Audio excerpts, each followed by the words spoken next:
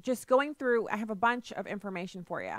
And I want to start off by saying the Supreme Court wars have begun. Yeah, the Supreme Court wars have begun. And so I want to first, as is the best policy for us when as Christians, when we pray and our prayers are answered, we are supposed to give thanks. And so I want to give thanks, a prayer of thanks. Heavenly Father, thank you so much for answering our prayers. Our needs do not end here, but we want to give glory to you and worship you and praise you because your goodness endures forever. I also want to pray the psalm to you, the psalm of thanksgiving. Give thanks to the Lord, for he is good. You are good, Father. Your love endures forever. Give thanks to the God of gods. Your love endures forever. Give thanks to the Lord of lords. Your love endures forever.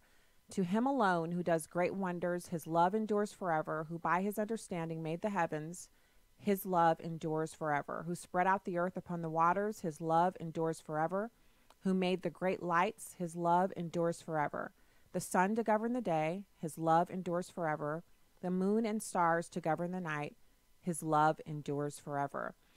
Thank you, Father, for answering our prayers and for giving us the opportunity to rely on you. And we just ask you to remember us as we go forward, because we still need you now more than ever as we watch the political atmosphere in our land just continue to degrade. We know you're still in control and that you will work all of these things out for our good, the good of those who are called according to your purpose. Amen. So I was really excited to see them. I almost felt like I wasn't awake. I felt like I was in kind of like a twilight zone where Saturday our family had so many things going on and everybody was going in a different direction. And I was like, I'm by this laptop. I'm going to watch this. And I watched the live stream on Facebook for Fox News. And I watched as the senators all stood up and cast their votes. And then I watched as Vice President Pence announced that Judge Brett Kavanaugh would be the newest Associate Justice on the Supreme Court and what the vote tally was. And then instead of turning to regular media, I did spend about 5 minutes on CNN just to see what they were talking about. I just kind of, I felt really like, almost like weeping, but then I also felt like I needed to really steel myself up because this is not the end. It's only the beginning.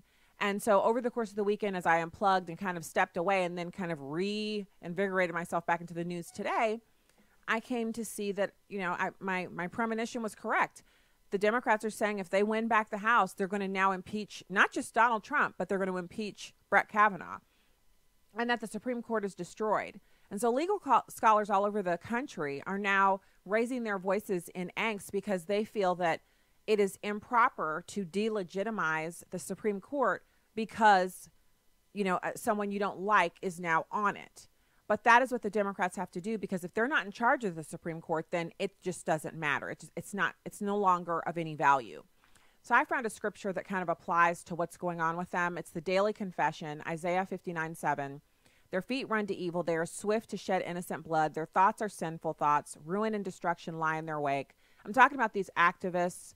Not every Democrat in America fits this description, so don't mistake what I'm saying.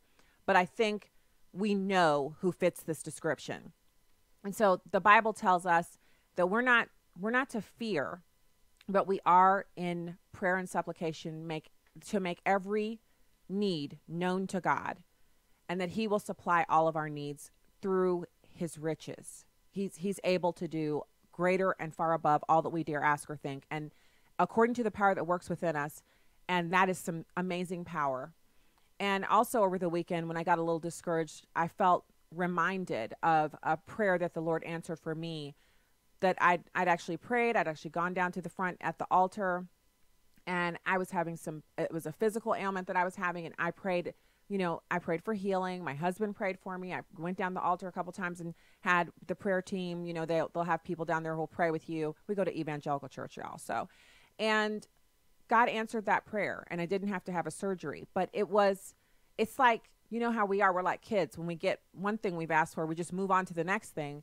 And we need to give glory to God when he answers our prayers. And so I encourage you to take a moment out from all the political rancor and really to glorify God and magnify his name for answering our prayer, that this tactic, this political tactic of destroying someone's personal character and their family and their lives, that not only did the destruction not work and Kavanaugh and his family still stand undestroyed, they may be weakened, but they're not bowed, they're not broken, that we can rejoice that prayers were answered.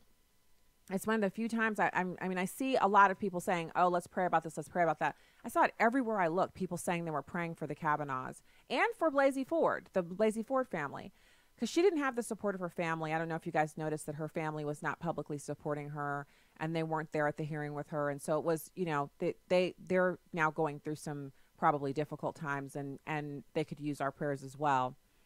But I wanted to remind you that there's nothing new under the sun. And so we are not to be discouraged, because if in Isaiah 59:7, that's the Old Testament, God tells us that there are those whose feet run to evil, they're swift to shed innocent blood, their thoughts are sinful thoughts, ruin and destruction lie in their wake, then that means this is not a new happenstance that we're dealing with, but the answer is still the same.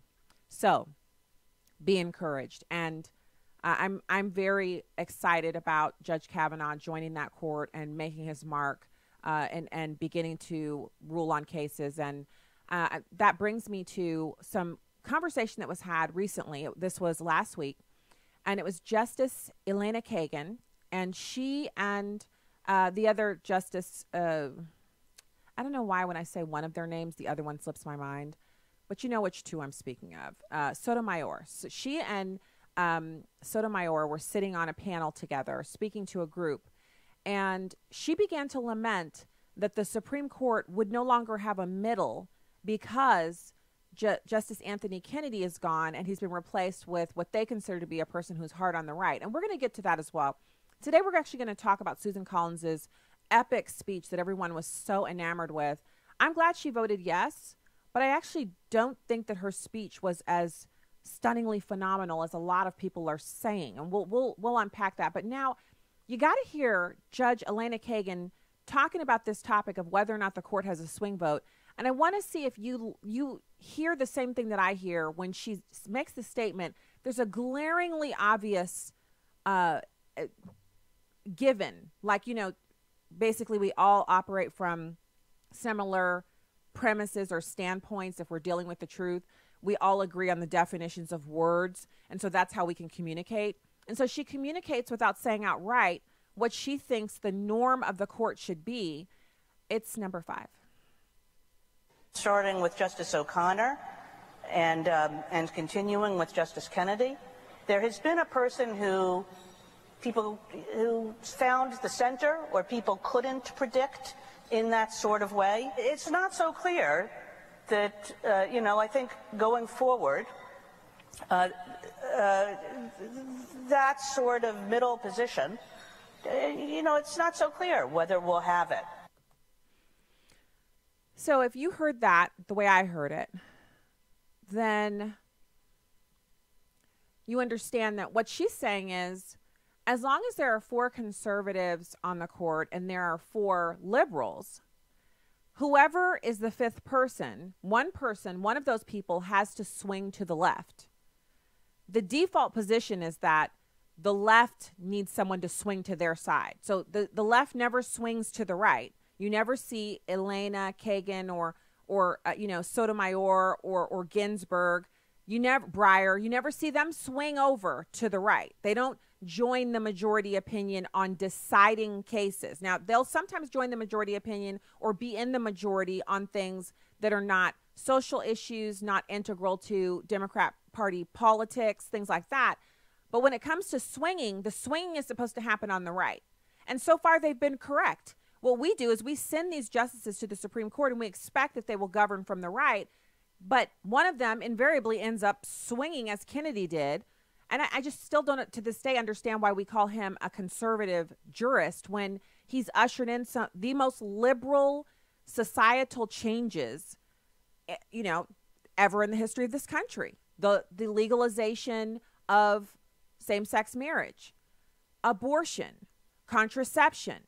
And I'm not actually against contraception, but we're talking about issues that at the time were pivotal and were he to have stood as a standard bearer of the politics that he proclaimed when he was appointed, He would not have been the one to swing over, as you say.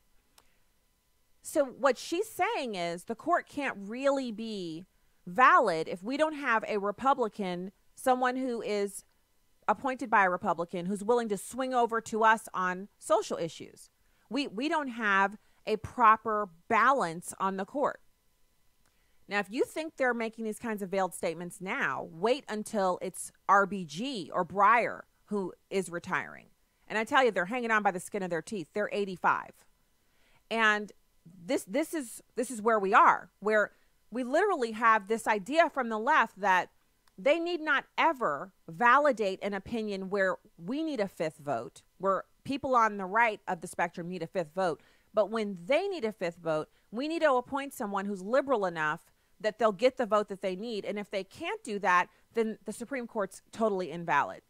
She also makes kind of this statement about how you've got Kavanaugh and he's so partisan because he mentioned the Clintons and their vendettas that they're so famous for launching and waging.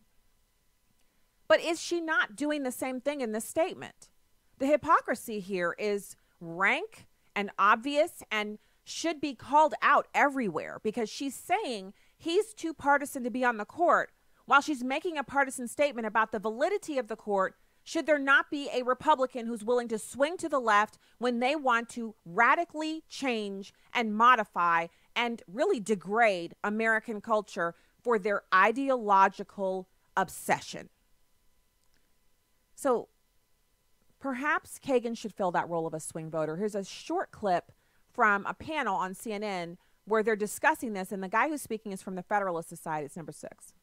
But let me mention two things about Justice Kagan's comments. One, I think she now has an opportunity to be that swing justice in a way. She can start joining on legal opinions that she agrees with, the conservative votes, and perhaps change the texture of that opinion and what comes out. She's been known at Harvard when she was the dean to work with conservatives, to bring conservatives onto the faculty. So there's an opportunity for her to fill that role. I also think she was warning Senator Lighthouse and others, don't attack the court. And that's what you see the left starting to do. We didn't win the Kavanaugh decision, so they're saying to themselves, now we have to destroy the Supreme Court. That's the last thing that Americans want to see happen out of all of it. Well, I mean, he's not wrong. We'll be back with Lieutenant Colonel retired Allen West right after these messages. Stay there.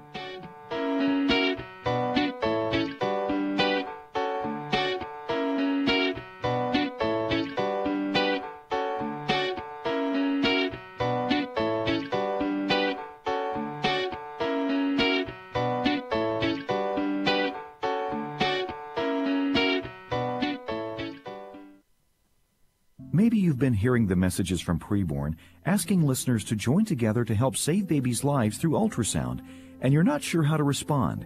Here's the story of one woman who took that step. I heard about Mission Preborn just before December of last year and asked my husband if we could give at least $140. Just last week we received our packet.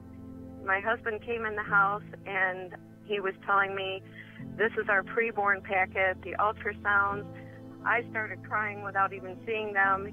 Not only were there 5 babies, but one of the moms was having twins.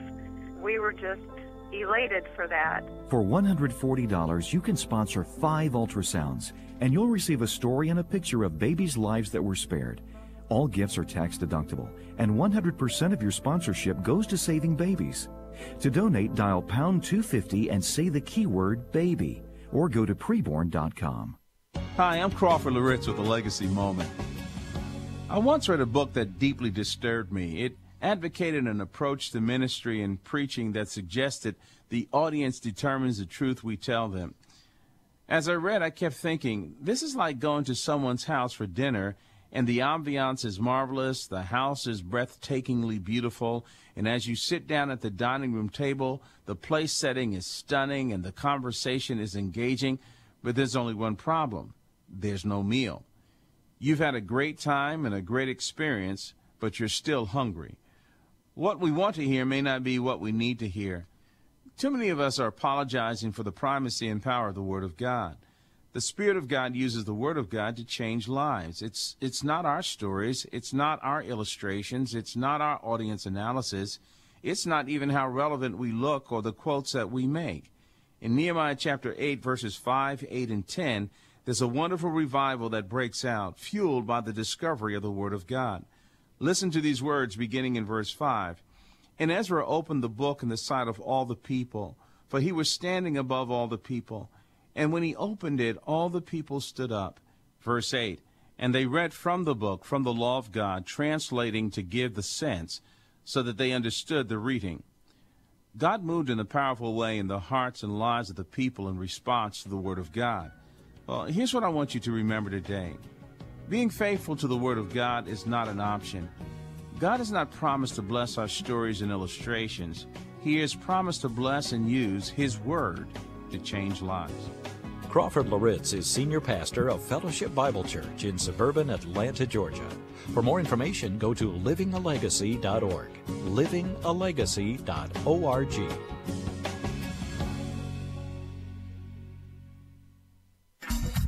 Welcome back to Stacy on the Right on American Family Radio and Urban Family Talk.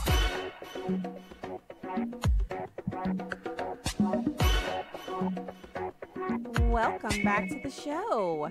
I am so excited that we have been able to, weather the storm, that the Republicans actually, they stuck it out. They just held their ground. And even with the delay, I remember thinking to myself with Jeff Flake, it's like you've got Jeff Flake saying he wants a delay. And at first I started to just, you know how when you get angry, you can feel everything just starting to, you're like, I can't believe it. And then I realized, wait a minute, another week isn't going to kill anything, but they're hopping mad because they see what a witch hunt this is.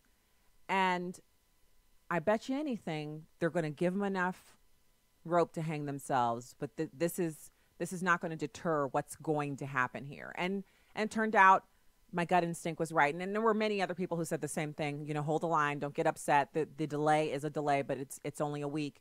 And they really held to it. And I'm happy with the GOP Senate right now for having the backbone to make that happen. Right now, it's my pleasure to welcome Alan Bernard West, an American political commentator, retired U.S. Army Lieutenant Colonel, and former member of the U.S. House of Representatives. He is a Republican, and he is a firebrand. Thank you so much, sir, for joining the show today. Hey, it's good to be with you, Stacy, and happy Columbus Day. Oh, happy Columbus Day. Yeah, I'm super happy about it being Columbus Day as well. I'm not at all upset about the historical ramifications. I think it's great. No, it's a good thing. I mean, him finding the trade routes by going west was very important to the discovery of America and the expansion of Western civilization. Absolutely. So I wanted to talk about two things today. Well, actually three. First off, I wanted to get your reaction to the awesome news that we now have Associate Justice Brett Kavanaugh on the Supreme Court. He's already seated his 4 law clerks, all women, and he's moving forward in a historic fashion to fulfill his role there. No, I think it was a very good win over the progressive socialist left. We showed once again that the rule of law will supersede mob rule. But unfortunately, what we have to come to understand is that this is not over. If you listen to a lot of what they're saying now on the other side, is that they want to win the House and they want to win the Senate so they can impeach him. Impeach him for what? He hasn't made a single decision. So what are you going to impeach him for? But this is the complete delusion and the derangement of the left that we have to make sure that we come out and we vote in this midterm election cycle so that you don't see Jared Nadler as the chairman of the House Judiciary Committee, and you make sure that we keep that majority over on the Senate side as well. So the ideological civil war that we are engaged in the United States of America is just as hot as ever. And I think that we cannot be complacent. We cannot rest on any laurels of Justice Kavanaugh being seated. Yeah, amen to that. One of my primary things with this whole process has been that we have to kind of accept this as the new normal. If it's Ruth Bader Ginsburg or Justice Breyer who next retires from the Supreme Court, and it's a woman who's chosen, there are 3 women on that fantastic list from the Federalist Society, we may very well see allegations that are even more spurious than the ones launched at Judge Kavanaugh, launched at these women. And because they're women, that won't give them any protection. No, it won't. But I think the most important thing we need to do now, there must be legal consequences against people that brought up false allegations and accusations against Judge Brett Kavanaugh, or else they will go back to that same tactic. I was reading today that Christine Blasey Ford has already decided she's not going to pursue any type of sexual misconduct allegations against Brett Kavanaugh. Well, if it was so important, if it was really that critical, you should be pursuing it if you believe that it really happened. But as far as Deborah Ramirez and Julie Swetnick, someone should be looking at, this is perjury, what they did. And the fact that there is no corroborating witnesses or corroboration whatsoever, these are unsubstantiated. You think about the women who accused Judge Roy Moore the day after he lost his race to Doug Jones in the Alabama special election. You never heard anything else from them. Mm-hmm. You think about Herman Cain the day after he stepped down from his presidential candidacy bid. You never heard about any allegations against him. But we haven't heard anything about the woman who was accused and allegedly was beaten by Keith Ellison, who was number 2 at the Democrat National Committee, and that's Karen Monahan. So we need to continue to bring out the hypocrisy and the ugliness of the left.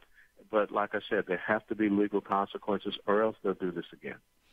I couldn't agree more. And so I actually got an email notification that you had a new video up at your website. And the video is of you at the Young Americas Foundation speaking, Young Americans for Freedom, I mean. Mm-hmm. And you're speaking and you're taking some Q&A, and there's a young black woman who approaches the microphone, and she's pretty belligerent. And she basically asks you if you identify as a black person. And when I saw the clip, I thought, oh, my goodness, where's this going to go? Now, you handled her. You were so nice because she was utterly rude and pugnacious, but you were so professional with her.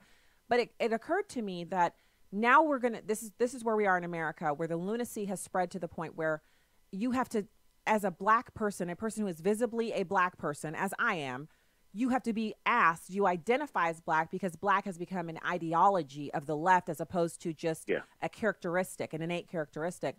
I wanted you to talk about that exchange a little bit because I think it's instructive for us on how to deal with this. Yeah, it's pretty interesting. It happened at Northwestern University, and that's supposed to be one of the most, highly intellectual institutions of higher learning in the United States of America. And I just finished giving a speech on national security, foreign policy, and we were focused on the Iranian nuclear agreement.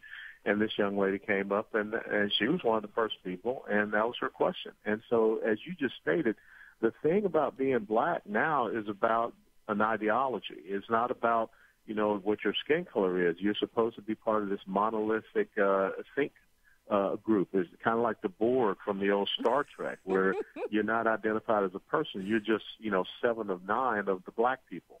And I found I had to catch myself because I laughed a little bit, and then I realized how serious it was. And the fact that she thinks that if you don't think along a certain way, you're not really black. And the other thing is that she is still out there, talking about this black victimization. And as I brought out, this is the time when we see the lowest amount, the lowest number in black unemployment that we have ever seen in history, which means that everyone is out working. They are able to take care of themselves.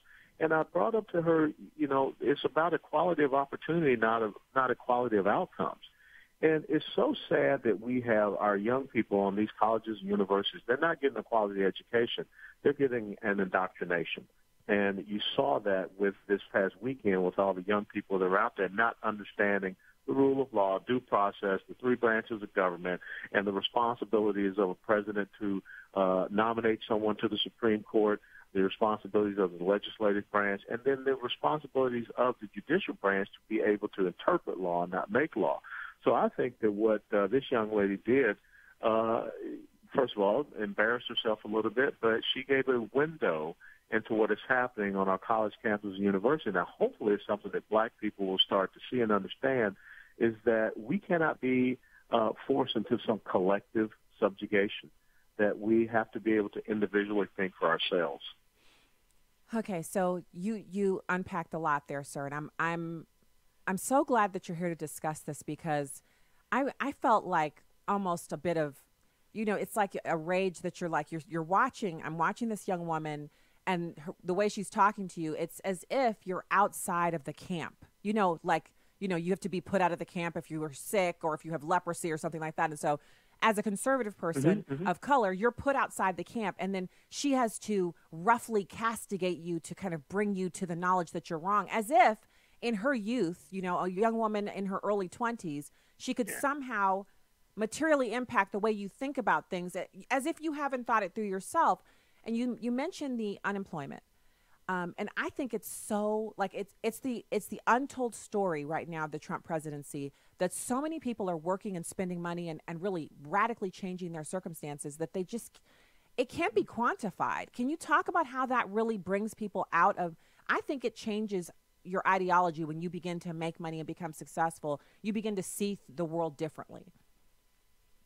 Well, it's very simple, Stacey. What Donald Trump is doing is economically empowering people, as opposed to what Barack Obama and the people on the left and this young lady believe in. They believe in economic subjugation. They believe in economic enslavement. They would prefer to have people dependent upon a government because, therefore, they are owing to them their electoral patronage, instead of being able to go out and truly, pursue your own happiness, instead of having people like a Bernie Sanders or a Kamala Harris or Cory Booker trying to guarantee your happiness. This whole thing about universal basic income and everyone has a right to a guaranteed job and the government has to provide it. No, they don't. Just provide the policies that allow people to go out and pursue their own opportunities and be successful. My mom once said that self-esteem only comes from doing esteemable things. But I would also tell you that my mom, if she saw a video of me and how I acted as like that young lady, I would get beaten. So I think that there is a breakdown in our home when we have that lack of respect as well.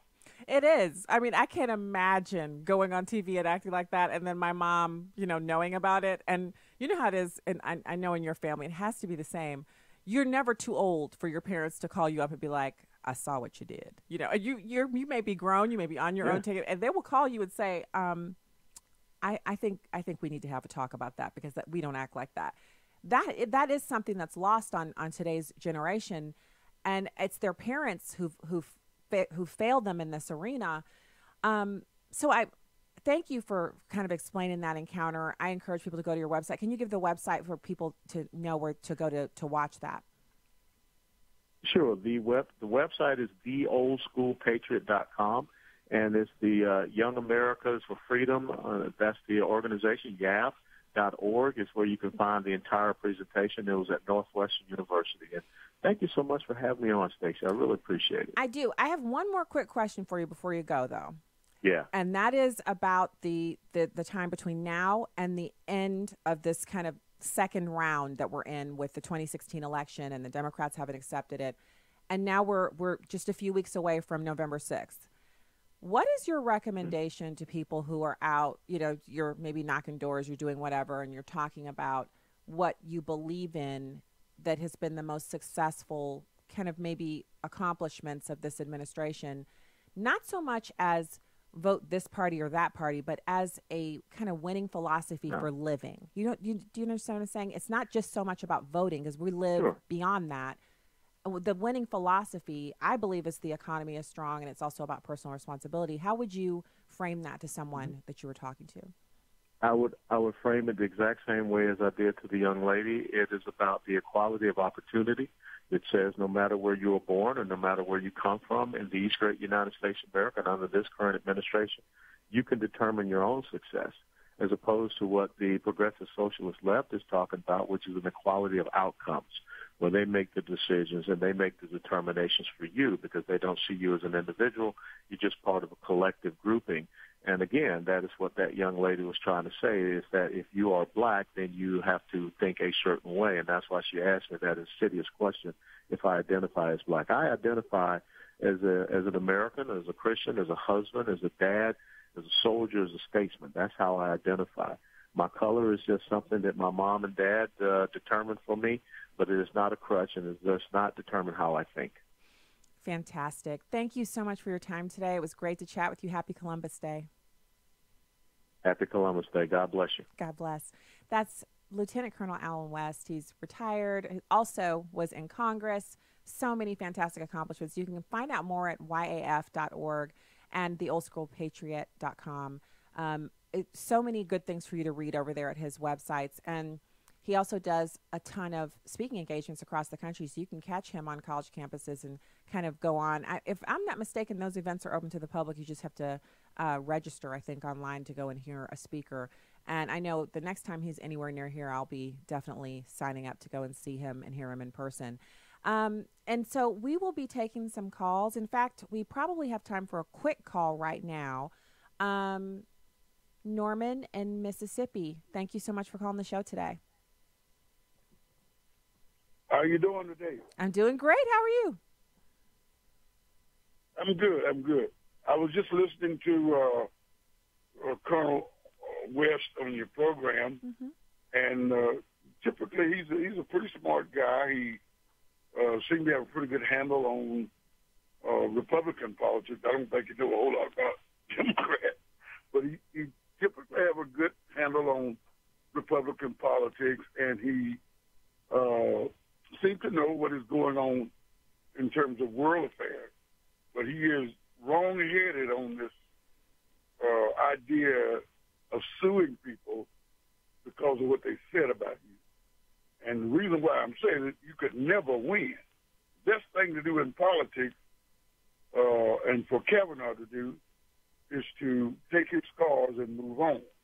Well, but the lawsuit doesn't have to be Judge Kavanaugh suing. It's actually a crime, a felony, to lie under oath to the Senate. And so if you lied under oath to the Senate, either in written testimony or verbally, you could be prosecuted without Judge Kavanaugh lifting a finger. And I actually do think that's what's supposed to happen. But I'm not talking about politically. I'm talking about what's right and what's wrong. I think it's wrong for people to get away with stuff like that because it encourages more bad behavior. That's the music. Okay, so if you need to hold on, you're welcome to. We can chat about this a little more on the other side of the break. I am going to have to go to the break right now, though. I hear the music. And when we get back, we'll be doing more phone calls. We'll take more of your calls at 866-963-2037.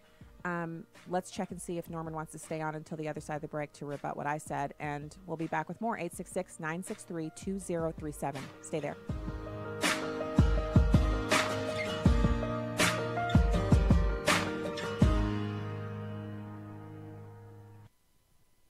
Physical activity is the new trend. It's not a bad thing unless it has brought a sense of vanity in your life. 2 years ago, I was not happy with the number on the scale nor how I looked. I've never been a huge person, but I was, as the old folks would say, healthy.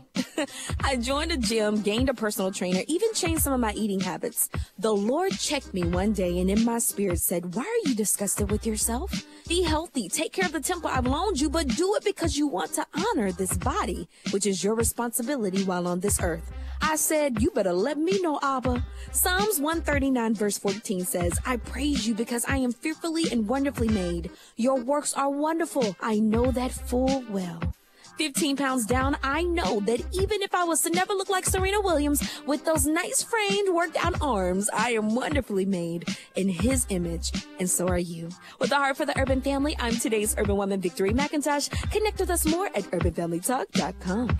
Family is an institution set forth by God, one man and one woman for life, with the outflow being children produced by that union. It's obvious to all that there is an attack on the family in our country, and especially on fathers. Whether it's the cycle of sin that persists in our families or the pressure from our government to exclude men from being intimately involved, The strategic battle is on for the souls of men. Join us in the battle to strengthen fatherhood. UrbanFamilyTalk.com. We need you to call your senators today. Tell them to put an end to the liberals' filibuster, switch to a majority vote, and defund Planned Parenthood. Your call will make a difference. Call the Capitol switchboard at 202-224-3121 or go to afaaction.net. Again, call 202-224-3121 and tell your senators to switch to a majority vote and defund Planned Parenthood. Donald Trump's America.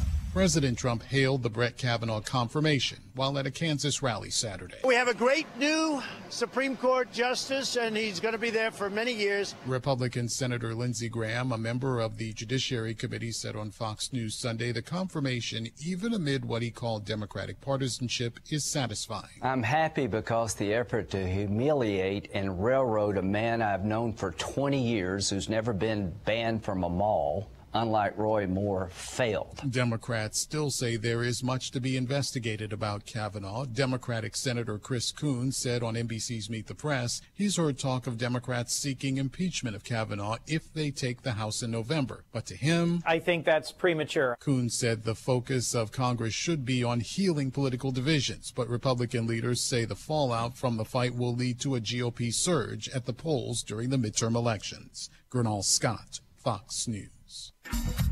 Welcome back to Stacy on the Right on American Family Radio and Urban Family Talk. Vice News actually spent a lot of time with the protesters over this past week. We saw the president say these are professional protesters paid by George Soros, et cetera, et cetera. Who were these people? What was going on? A lot of them were normal people who were mad. We hung out with a group from Alaska who was very specifically talking to Lisa Murkowski. A lot of them were Native Americans, which also played into Lisa Murkowski's decision. They actually felt a lot of respect for her because she brought them into their office.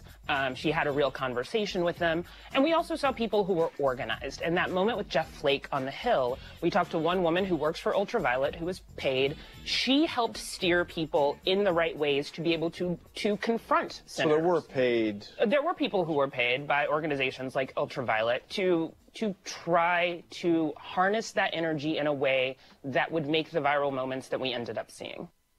Well, well, well. So it's true. You know how often Donald Trump has proven to have told the truth about something? It's kind of amazing. He said there were paid protesters there. There were. But will that get broadcast anywhere else besides the one network where she told the truth there? Who knows? Welcome back to the program. We're going to go back to Norman in Mississippi so he can finish his comment. Thank you so much for holding on over the break, Norman, and thank you for calling into the show today. Well, I was surprised that Donald Trump told the truth because he has some problem with the truth, and you know it too, Steve. No, I don't. Well, I don't know that. You don't think he has a problem with the truth? No, I don't. I think many times he makes statements. Many times he makes statements, and then the media distorts what he said, or they just put out whatever they want. And then the truth, when the truth comes out, the story's already passed. And so people believe, as you do, that he's just lying all the time. When in reality, if you want to know the facts about it, I don't have it right here. But the book that I most recently discussed with Ann Coulter, actually, it was the first interview she came on the show.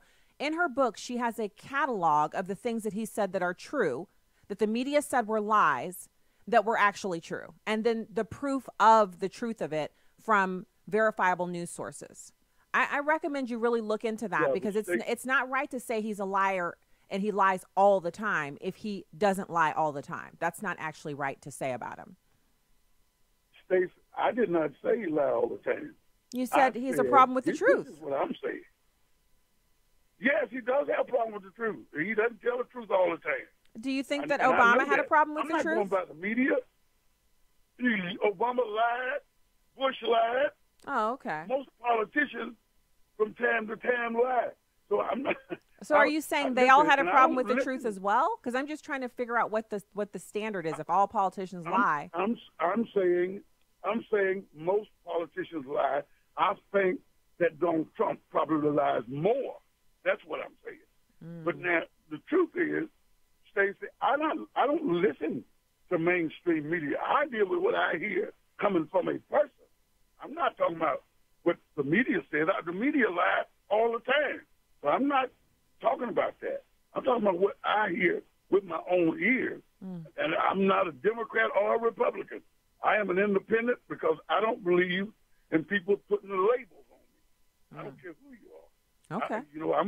I want to hear what you have to say, and then let me make my decision about what you said. So getting back to Brother West, the point that I'm making is, if the government goes after this woman because she said when he was young, she said it was in the 80s, he was inebriated, he was sort of rambunctious. People said that about him anyway. And if the government goes after her, they have to prove their case like she should have had to prove hers. And so you're not going to get anything out of that, I'm telling you. And if that woman goes back on the stand and the government beats and batters her, all you're going to get is more Democrats voting for Democrat senators and representatives. I'm telling y'all, the best thing to do is to leave that alone. You can't win with that. You can't win, Stacey. Well, I'm not so sure about the winning, because I would not be the one to say, oh, it's a winning issue. But I do think when people are allowed to, it was an orchestrated hit job. When that's allowed to go on, then you have people who are now waiting in the wings to do the same thing to any one of the other 23 or 22 people, whoever's left on the list. All of their names have already been put out there. Do you know them? Did you know them in high school? Did you ever date them? Did you ever have an intimate relationship with them? What can you tell us about them? And these people, especially if they're the kind of people who don't care about their, in other words, they don't care about being infamous, then they're going to come forward and they're going to say whatever they want. We know that one of the accusers, her claims are absolutely outrageous and just unsupportable. The one who said that he was in charge of rape gangs. And she's an accomplice if the story was true, because she went back repeatedly and participated, if that's the truth. So we know it's not the truth. She actually stepped forward and lied intentionally. There has to be a repercussion for that. I do understand what you're saying about not winning on it. It remains to be seen whether or not it would be beneficial, but do we prosecute people because it's beneficial or because they've broken the law? We have to have some standard. Anyway, thank you so much for calling and for hanging on. If a prosecutor don't think he can win, he won't pursue a case. Well, yeah, but you don't need a prosecutor to prosecute for someone for lying to the Senate. It's a totally different process.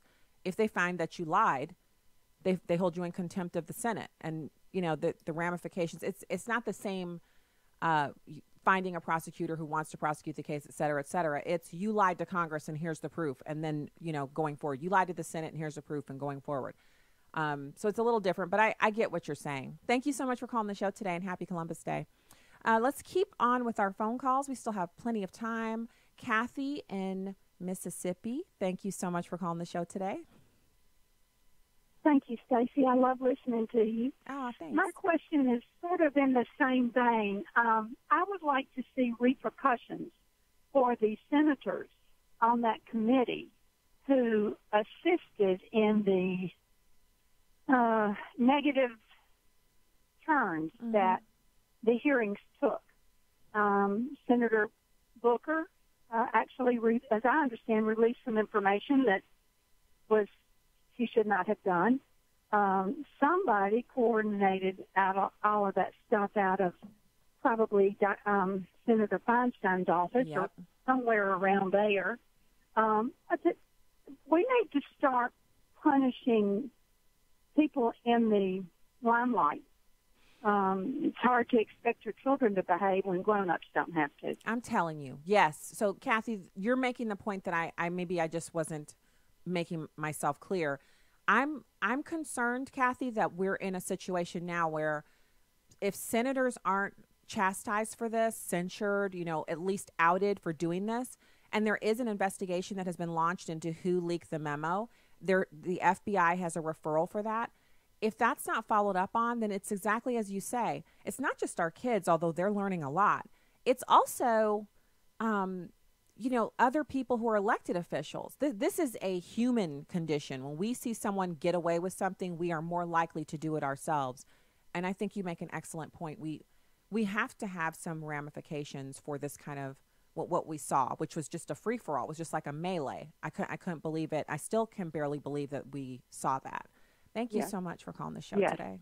You're Thank dead you. on. I enjoyed you. Take care. All right, Bye-bye. you too.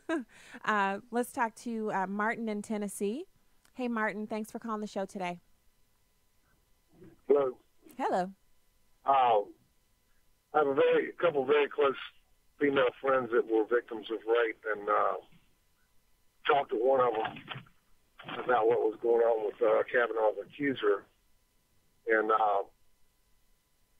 her incident happened when she was under 10, and she can remember every detail, and she's 53 now. So she said she was inclined to believe that Dr. Ford didn't utter a true word, and that was a put-up deal. It's one of Hillary's operatives who was put into the mix to derail Kavanaugh and also to throw some more mud on Trump. The good thing about it is I think Dianne Feinstein shot herself in the foot, because if the American public cannot see what the radical leftist right is about, and that they have a cultural Marxist agenda, and that they will break any rule and they will violate all fair play to execute their agenda, then we really have drunk too much of the Kool-Aid. But I think it may have been an awakening, and now we're becoming more polarized as the Democratic Party does what they do, but that's probably a good thing, because the truth is coming out. I'll say just let it fall where it may. And as far as Trump lying, same thing. It's a propaganda operation. Yes, and it if is. you want to read the playbook, read Propaganda, written in 1928 by Edward Bernays, and then read the book he wrote prior to that. It's called Engineering Consent in 1923. And that's the playbook the communist regimes have used to topple republics all over the globe for the 20th and 21st century. All right. Thank you for those book recommendations. You know how I love to put those on my list and get to them. And you make an excellent point. My issue with Donald Trump is not that he's never said something that was inaccurate, or that I think he's, incapable of telling a lie. I'm not one of those people, Martin. I don't say that about people. I've heard other people describe individuals that they admire. She's incapable of telling a lie. I'm like, no, she doesn't like anything like our Father in heaven. So that is not accurate to say about anyone, as much as you may like them. But by the same token, Donald Trump is not a liar, as people like to say that about him, because it delegitimizes him. He's no more of a liar than any other politician we've had. In fact, he's been proven right more often than he's given credit for. And I think that's the problem here. He actually has to go out and tell the truth. Martin, did you see how last week he said just the very specific comments about Christine Blasey Ford, and it completely changed the news cycle, because most Americans were beginning to believe her because the news was saying she's credible, she's credible, she's credible. He just pointed out a few holes in what she was saying, and all of a sudden they had to start doing a cleanup job, because he made points that resonated. And, of course, he had to speak directly to the American people. Well, I don't see where he's lied, though. I mean, I've been really looking hard at it, because, I mean, I don't think he's a saint. I mean, he made his living in the belly of the beast. I mean, he's not Lilliputian by any stretch, but he is the man in the arena, and I think he's the one God put there with all his imperfections. And that might work to his advantage, because he knows he's imperfect, and he knows he's puts his legs on his pants on one leg at a time, just like everybody that gets up and goes to work in this country. And I think that's what they appreciate.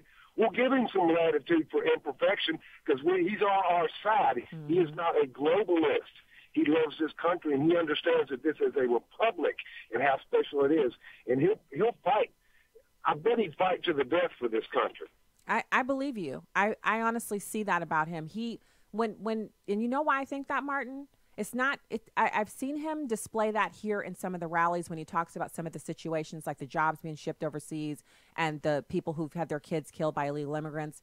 But he really gets fired up when he speaks to foreign leaders. I've noticed he has a penchant for almost being. He's like righteously indignant when he talks to these world leaders about how they're robbing the American middle class of our prosperity through these horrible trade deals. And he's just like a man defending his family. That's the stance that I see in him when he's taking them to task. And he doesn't pull any punches. He's never there to make them feel good. He always goes there to make them know that he doesn't think they're anything because they're trying to take advantage of us, and they've been doing so for decades. I agree with you. I think you're dead on. But I'm not looking for a saint. I already have a pastor. I know who the saints are. I know who my Father in heaven is. What I'm looking for is someone who'll get in there, like you said, in the arena and fight like he means it. Fight like he's fighting for his own family, which is what I think he does on a daily basis. So much different from what President Obama did. Thank you so much for calling the show today. Fantastic calls. Thank you so much. We are getting close to the end of our hour here.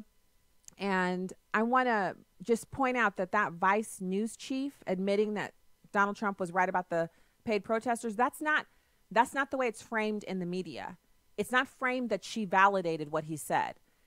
It's framed differently because the minute you start validating that Donald Trump is telling the truth at these rallies, then everything else begins to fall apart. And all of it, the iron tank that is the media and the Democratic, apparatus that kind of pushes everything along behind the scenes, that funds the protesters, that radicalizes the college students, all of that stuff is loosely knit together by the idea that they're the righteous ones. They're the ones who are doing what's right. And everybody else, like Martin just said, we pulling on our pants one leg at a time and getting up and going to work and doing what we do, going to church, going to do all the things that you have to do in a day, and then coming home at night tired and exhausted and going to bed so you can get up and do it the next day. And Bible study, church on Sunday, church on Wednesday, all that stuff. What they want to do is they want to invalidate that experience. That's not the normal America. And they want to make those screaming harpies scratching the door of the Supreme Court with their fingernails during Kavanaugh's swearing in. They want us to think that's normal. That's not normal. Scraping your own fingernails off on a wooden door that you know is locked, that's not normal. So, all right, if you're leaving us now, good evening from the Heartland. And if you're staying with us, you have onenewsnow.com. News and information, important stuff. It's coming at you right now. Keep it here.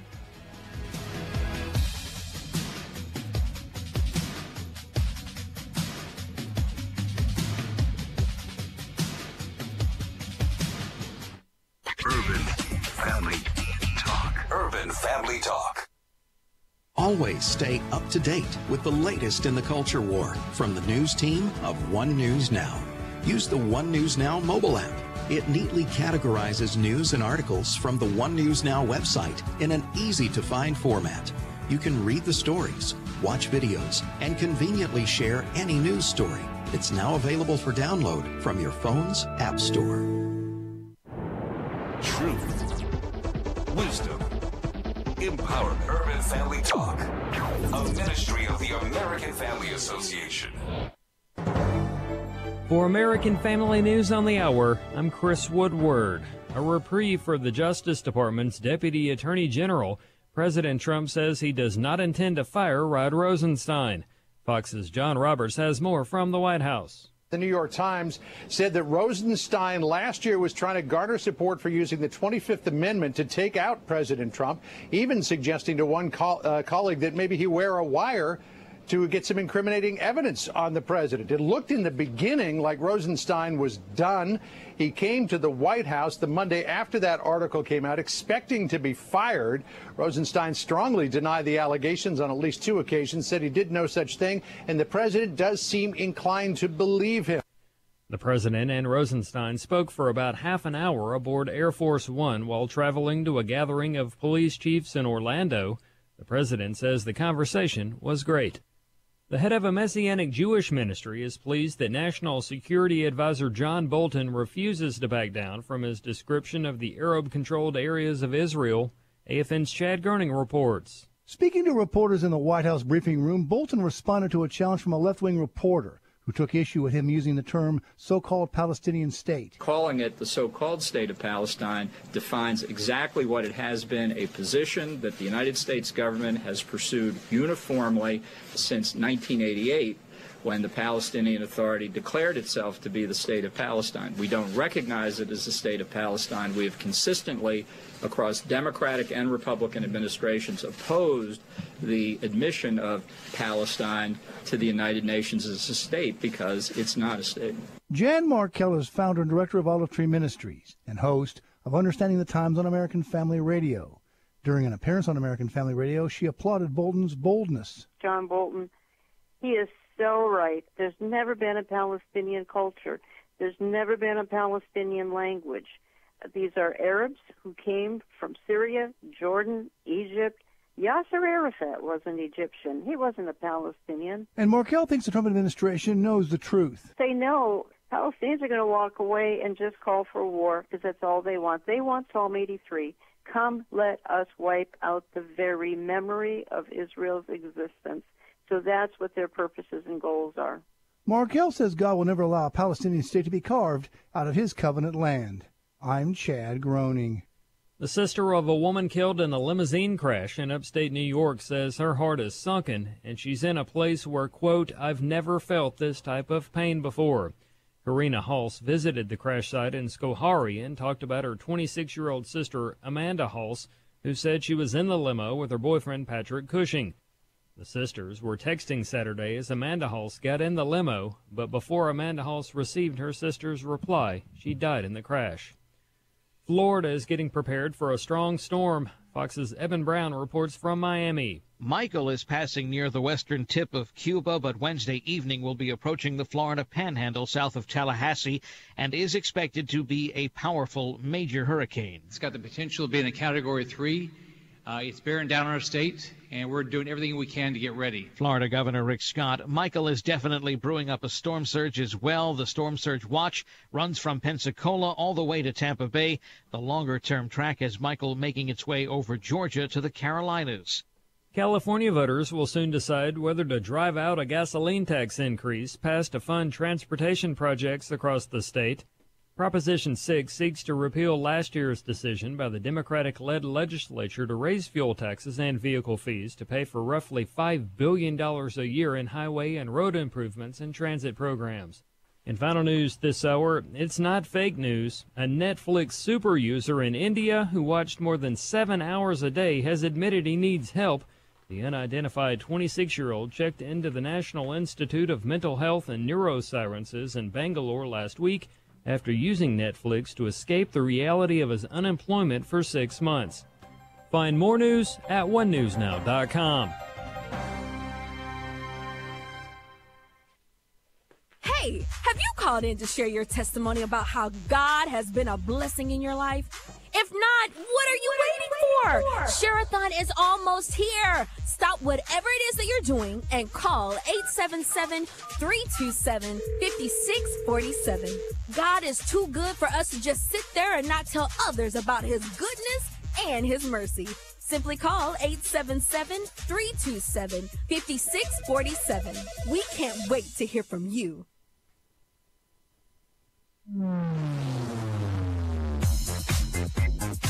She's sharp, pointed, and insightful. This is Stacy on the Right on American Family Radio and Urban Family Talk. Did the nominee drink to excess or use drugs? That is a standard question that's asked each and every time. And 150 people were interviewed for those background investigations, and none of them brought forth evidence to support that. When the rubber meets the road, when the hour is critical, when a historic precedent needs to be set, the United States Senate most often finds its way to doing what is right. On this vote, the ayes are 50, the nays are 48. The nomination of Brett M. Kavanaugh of Maryland to be an Associate Justice of the Supreme Court of the United States is confirmed. And now, Stacy Washington. Welcome Welcome to the program. Thank you so much for being with us. We actually have a couple more calls, so let's do a couple more calls, and then we will get into what the Constitution will and will not permit in the way of impeaching a sitting Supreme Court judge, a justice. And this is where we are right now, where we have to actually have a discussion about that as opposed to moving on to other things, because there is other news in the world. So right now, let's go to the phones. We have Arnold in Nebraska. Arnold, thank you for calling the show today. Hey, Stacey, Arnold here. We talked last Friday when I talked about how the FBI investigation on the Ford letter had started back on the 12th of September versus what we all were told when they opened it up and extended it a week. I tried to send you some links and some information, but I got blocked on Facebook. And then I tried to Twitter's not a large enough resource to use to send you the information. And I tried doing it via email to you, so I don't know if you received it or not. But it's very, very, very, very informative. I'll continue to try to get that out to you. But the biggest thing I had for you today, and thank you once again, you got a bang-up show. Oh, my gosh. I just need to come down there and live where you are and get you live 24/7. It's wonderful. Anyway, President Trump, his comments about Ford, as you pointed out earlier, were right on. You just tell them the truth. They were right on target, and it forced the media to go back and start reporting some of the truth of her testimony. And I tell folks, I always hear this excuse, well, it's just a job interview. No, it stopped being a job interview when the Democrats at the last minute brought that information forward, and you hear people say at the 11th hour. It's almost like when the Japanese attacked Pearl Harbor. It was a sneak attack. Nobody expected it, really. It came in out of nowhere, and then now we had to respond to it. Same thing with the Ford letter. The job interview ceased when this was brought forward. Now it became an investigation that was tried in the courts of the public, in the public arena, because you had all the elements of a criminal trial were there. You had the accused, the accuser, the prosecutor. You had 24 judges, i.e. the senators asking questions. You had a court stenographer. And all this is being tried in the court of public opinion. So to me, there was no more job interview. This was a criminal proceeding, even though no actual crimes could be prosecuted. It was tried in the court of public opinion. Wow. Thank you so much for that information and for your call today. I hadn't actually thought about how the 24 senators were like judges and all of that, but I did feel like it was a witch hunt with all of the elements of, a criminal proceeding, and with the possibility of maybe not prison time or anything like that, but that evidence that was given there, because it was given under oath, could be used later in a criminal proceeding. Hence, Christine Blasey Ford's announcement that she wasn't going to follow through with criminal charges, because that is what people are expecting her to do, is take the information from her testimony and Judge Kavanaugh's testimony and the testimony of anyone else who was interviewed, and to gather that information together and to provide it to the police in Maryland where it occurred, because they have no statute of limitations, and to have them begin to investigate it with an eye towards prosecuting Judge Ford. And that is the big deal to me when you hear people talk about impeaching, with prosecuting Judge Kavanaugh. When you hear people talk about impeaching Judge Kavanaugh without them saying that they're going to first, because in order to impeach him, he has to have it's a very specific set of things that he has to break, rules he has to break in order to be impeached. And he hasn't done any of that yet because he has not yet ruled on any cases. So instead of trying to go through that avenue, through the Supreme Court, why would they not simply say, now we actually have enough evidence to get him on criminal charges. We believe Christine Blasey Ford. We're going to support her going to the Maryland Police Department, any one of the Maryland Police Departments, whichever one has jurisdiction, and having them launch an investigation. They stand ready to do so. And then she could see justice. The reason she's not doing that is because this has nothing to do with getting justice. This has everything to do with just destroying Judge Kavanaugh. So here's Alan Dershowitz, and he's hardly a Republican or a conservative. He's hardly the kind of guy who likes going around and saying things that are truthful, or I shouldn't say truthful, that are positive or put a positive spin on things for Republicans. He just happens to have a real allegiance to the truth. And so he's talking about what the Constitution would or wouldn't permit as it pertains to impeaching Kavanaugh. It's number 7.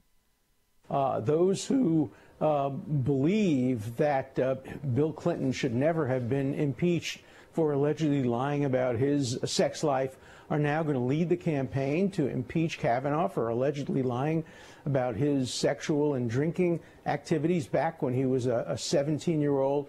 It's hypocrisy run rampant. The Constitution would not permit impeachment of a sitting justice for actions he took while a private citizen 35 years ago, nor, I think, would it permit using the laws of perjury, which are very tough. They have to be about a material fact. It has to have been a deliberate lie, not forgetfulness, not a boast, not an exaggeration, but a willful, deliberate lie about a material fact. I think that the Democrats are shooting themselves in the foot. We ought to be moving forward. Let's judge Justice Kavanaugh on his performance as a justice of the Supreme Court. I'm particularly outraged at my colleagues and students at Harvard Law School, those of them who have made it impossible for Kavanaugh to continue to teach there. It's rampant McCarthyism at its worst, reminiscent of what I experienced when I was a student at Brooklyn College in the 50s, where professors were fired because it was suspected that they went 17 or 20 years old. They might have been members or fellow travelers of the Communist Party. We just have to put an end to this. So I agree with him. We do have to put an end to this. And one of the most important ways to do that is to acknowledge that sometimes we lose. Sometimes we win, sometimes we lose. And what we're seeing from the hardcore left activist Democrats is the refusal to accept Donald Trump's presidency. That's what the Mueller investigation was about. And there's really the apparatus of the Obama administration, everything he put into place to thwart the Trump presidency, it's still all alive and well, because no one's been prosecuted for using the dossier, to incorrectly obtain a FISA warrant against Donald Trump. There was no legitimate reason for them to be surveilling him, especially during a political campaign. Yet that is exactly what happened. And that's why I'm so hesitant to just simply say, well, no good can come of prosecuting people. I wonder how many times in America some horrible person has gotten off with committing a crime and then gone on to commit an even worse crime because someone said, well, it's just not worth our time to prosecute. I know we sometimes have claims of overzealous prosecution and how people, prosecutors, sometimes they put the wrong person in jail, and that is wrong, and we should always be fighting against that. But that's not what we're talking about here.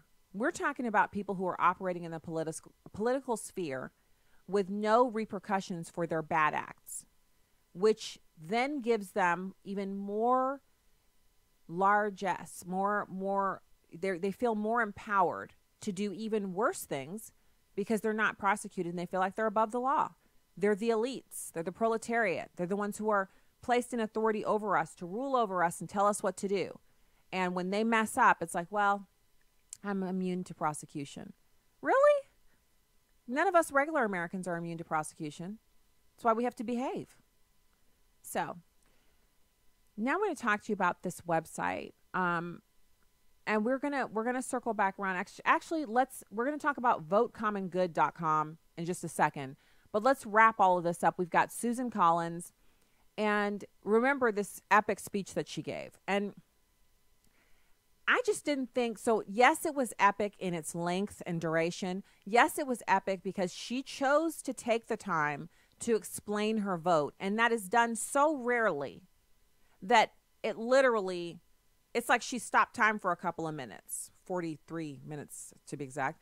And it was just too much for a lot of people to handle. A lot of the criticism on the left of her is that she made the moment all about herself. I don't think she made it about herself, but she clearly holds some, I've always wondered, why is she so liberal? What is it with her? Well, after listening to that speech of hers on Friday to justify her vote for Judge Kavanaugh, the reason she's liberal, or the things that make her so liberal, is that she really believes a lot of things that are part of the Democrat Party platform. She's for the Affordable Care Act. She's for abortion. She's for just a whole host of things where you're kind of just watching it and you're going, that's not Republican Party politics. Why is she a Republican? So anyway, she goes through all of these different descriptions of cases that Judge Kavanaugh ruled on, in which he showed that he could break away from the majority on the right and rule according to what he thought was best for people. And he did do that a few times. Like, there are a few of his cases where he clearly went out of his way to write his opinion on behalf of the person in the case. So he sees each case individually. He doesn't just take the cases as, here's another case about, judicial supremacy, or here's another case about, he that's not him at all. Clearly, he thoughtfully considers each case on its own merit. He finds the precedent, and using the different precedents, he then formulates his ruling. But he can go against party orthodoxy, is what she was saying. And she gave a few examples that made him sound like he was a dyed-in-the-wool liberal. Like, I was thinking, is she talking about Judge Kavanaugh? So then she went on the shows, because she basically became the star of the thing, because they assumed she would vote against Judge Kavanaugh, as Murkowski was bullied into doing, and she did not. So she's on all the shows, all the Sunday shows on CNN and NBC, et cetera, et cetera. And when she got to this particular program, the questioner, he was going out of his way to ingratiate himself to her while asking her some of the most ludicrous questions. I was just sitting there like, what is the deal with this interview? Well, towards the end, he exposed what the deal is with the interview, which is Democrats have to wipe themselves clean from the stain that was foisted upon them by Judge Kavanaugh when he said, this is a political witch hunt. You're out to destroy me. You don't care whether or not anything happened. You don't care about Christine Ford. You only care about preventing me from getting on the court so that you can protect abortion. This is a Clinton hit job. And when he said that, you could tell it upset them, because afterwards, everybody had to ask about it. Well, do you really think, Cory Booker, well, do you really think that we don't really care about what happened? Are you saying all Democrats? So this is the same vein.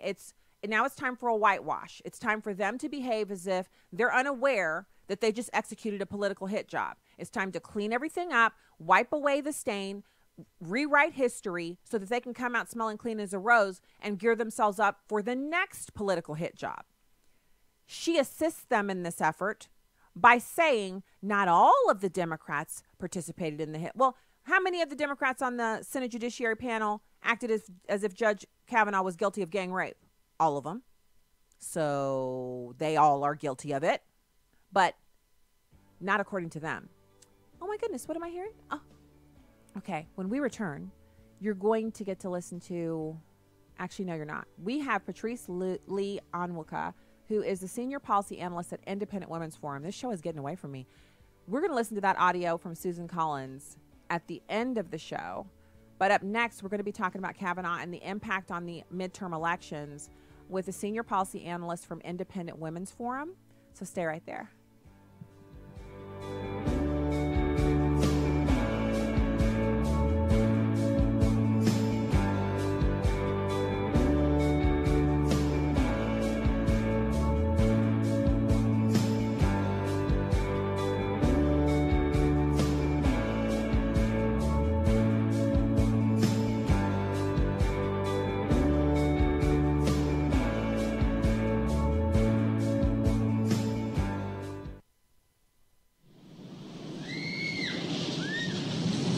Are you still stuck on the healthcare roller coaster?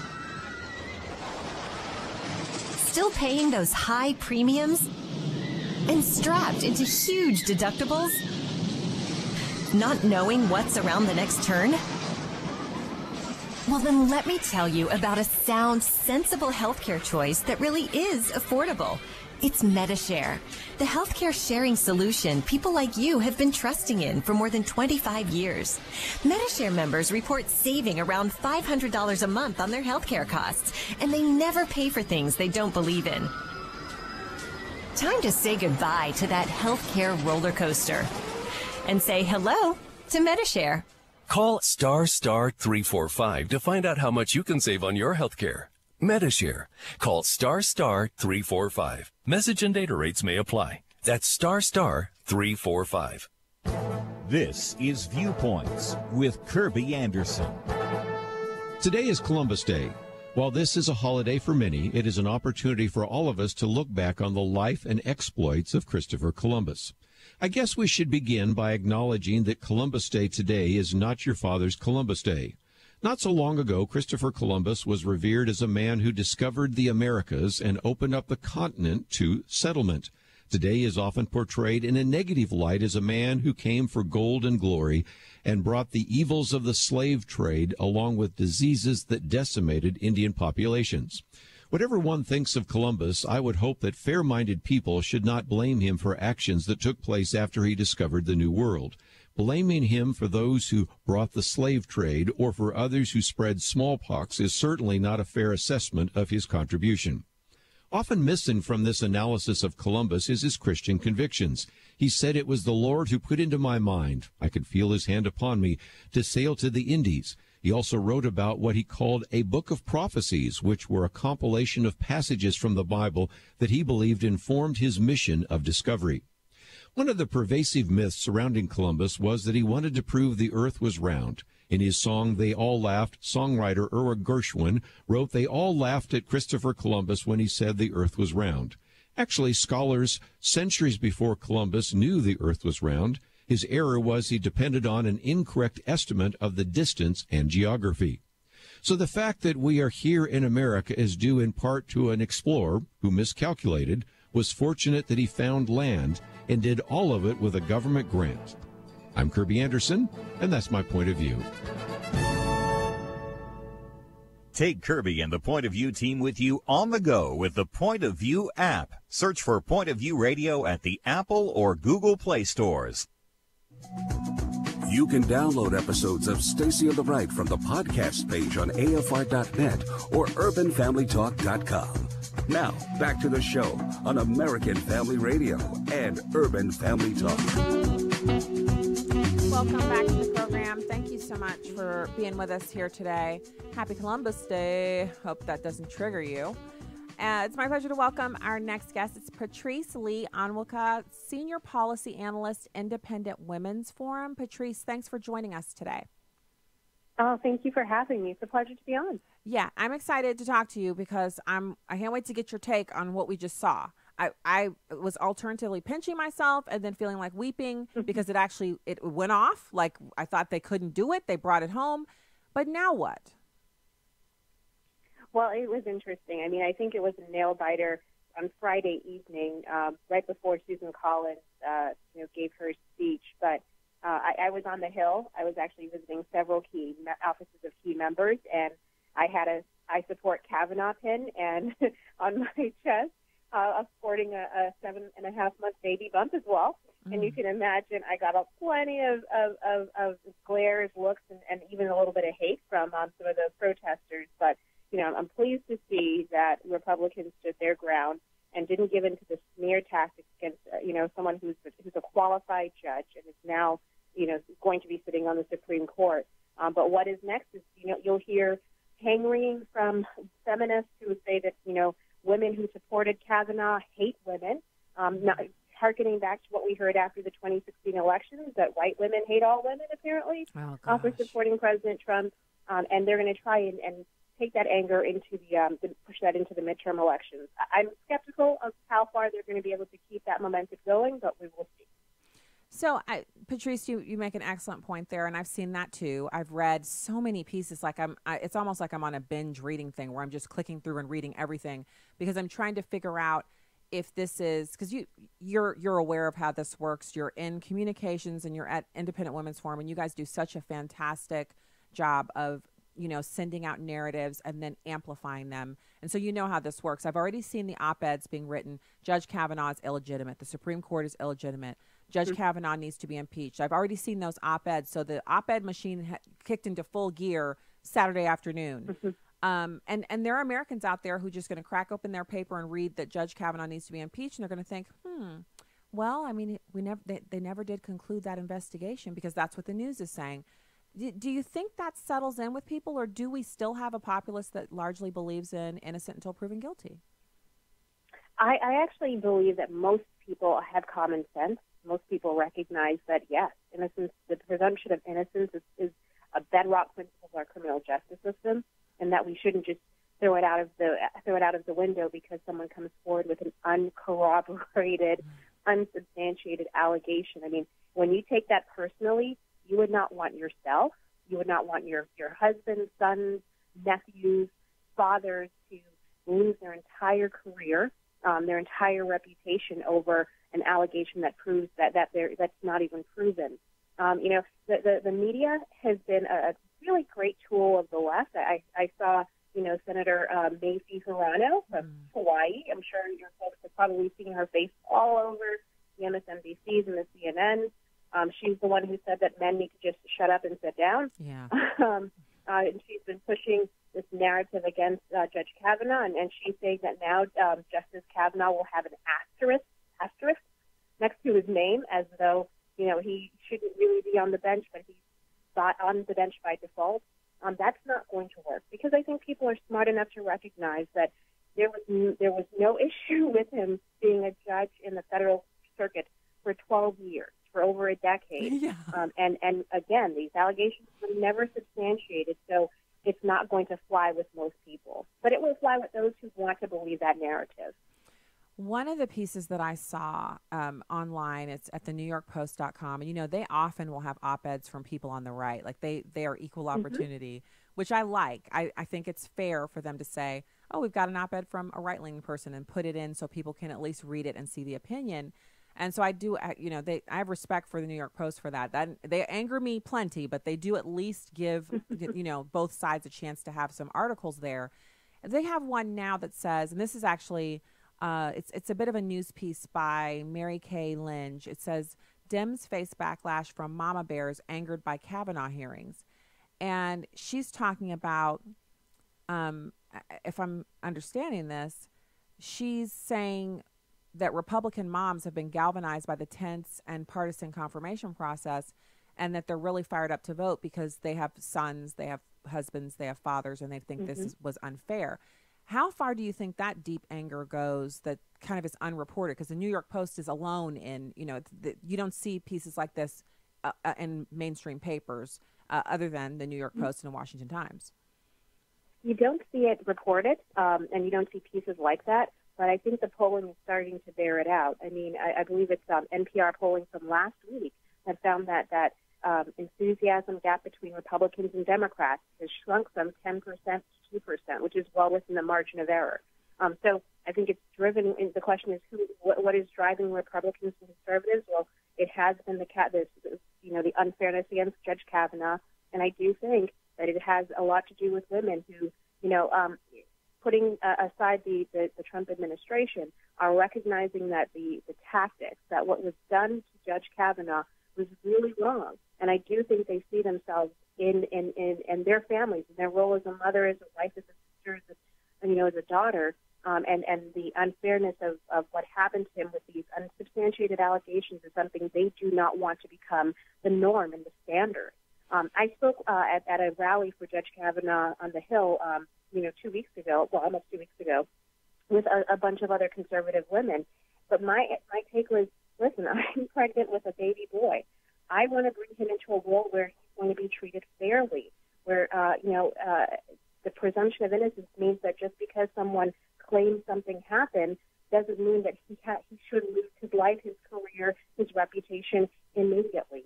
And I just got so much support from women who said, you know what, I'm not conservative, but what's happening here is wrong. I'm a mom. I'm a sister. I have sons, and this is what scares me about turning this idea upside down on its head or suspending it, just for political motivation. So it wouldn't surprise me if over the next couple of weeks we start to see, particularly in a lot of the ballot polling or generic predictive polling, that women are starting to flip because their support for Judge Kavanaugh is so strong, and they're saying, you know what Democrats did is they overplayed their hands here. I tend to agree with you, and so the second part of that question then, Patrice, is do you think, how do we get the news out, besides obviously we've talked about a little bit here on the show earlier before you came on, that Judge Kavanaugh has just made history by having all of his law clerks as a Supreme Court justice He's the only one ever who's had all 4 of them be women. And so that's an action that if law clerks thought he was a sexual predator, they wouldn't work for him. He wouldn't have had anyone who was willing to come and do that work. But instead, he has 4 women.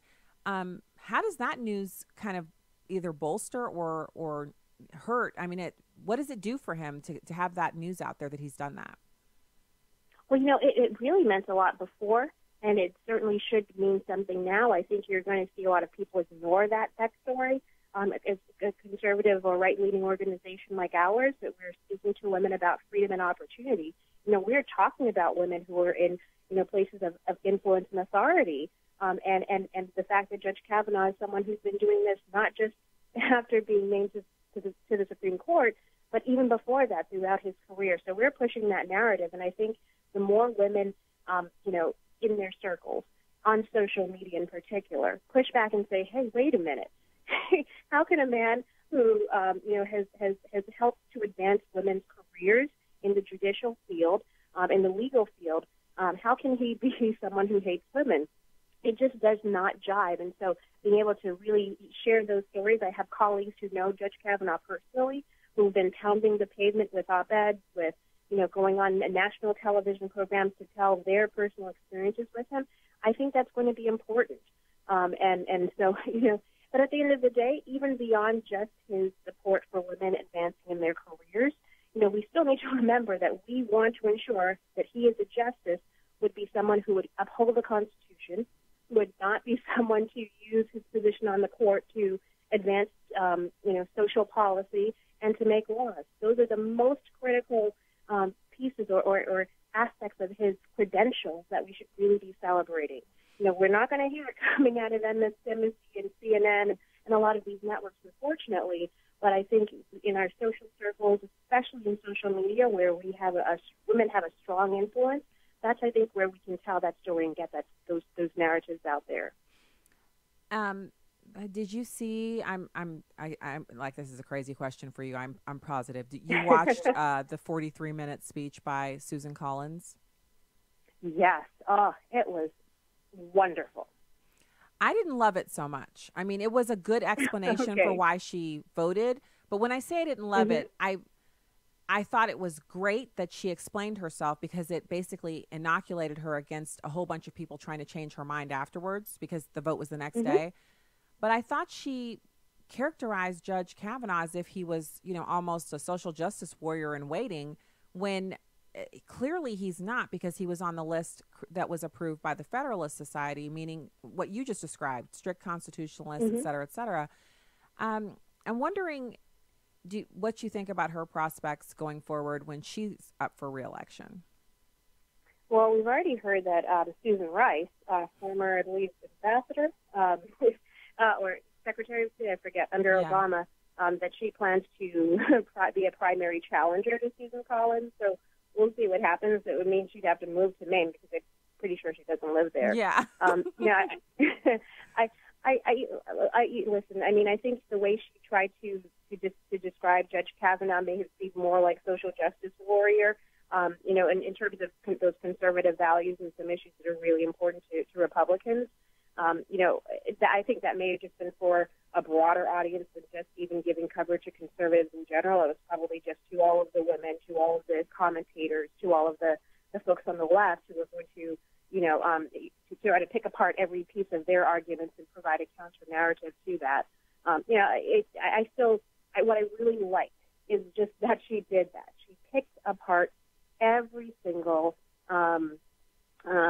argument that he's had to face, and she exposed the willful political manipulation that we saw of the left, both of Dr. Ford's allegations, but also just of this entire process, where at the moment his name had been announced as the nominee for the Supreme Court. You had groups like the Women's March on the left, led by Linda Sarsour, and some of these women who literally went out, sent out a press release that said, "We oppose Judge or nominee XXX, for the Supreme Court because he or she hates women." They didn't even put in the right name at the time, because no matter who it was, they were going to oppose that. So, she did a great great job of calling all of that political policy partisanship out. And she probably embellished maybe this kind of idea of him as a conservative crusader. But I think the most important thing, though, is to know that once he gets the bench, once he joins the bench, that he will be faithful to the Constitution, however that looks like. And I think that's a case-by-case scenario. So, it depends on what the Supreme Court's docket will look like this session. If there's, if abortion comes up or if, gun rights come up, we'll see how he looms. But, I think at the end of the day, conservatives should be really pleased that we now have two justices on the court that will rein back in that out-of-control judicial behavior that we've seen in the Supreme Court over the past couple of decades. So, final question.